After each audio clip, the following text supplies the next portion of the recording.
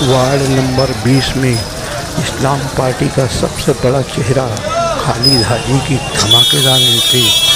हालात को देखते हुए पूरा अमन तरीके से खालिद हाजी ने कोऑपरेट करते हुए मसाइल का फौरन और चंद लम्हों में हल कर लिया और आवाम-उन्नास समेत इंतज़ामिया को इत्मीनान बख्श हुई नुमाइंदगी करते हुए मसाइल का हल कर लिया है।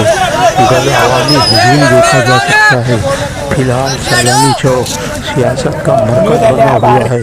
खालिद हाजी की अहलिया मोहतरमा वार्ड नंबर 20 से इस्लाम पार्टी की मजबूत उम्मीदवारी कर रही है। रफीक गुरिया, आमीन मिंबर और खालिद हाजी की अहलिया समेत 4 लोग उम्मीदवारी कर रहे हैं। अब देखना ये है कि एमआईएम और इस्लाम पार्टी के कांटे की टक्कर में कौन फतेह होता है।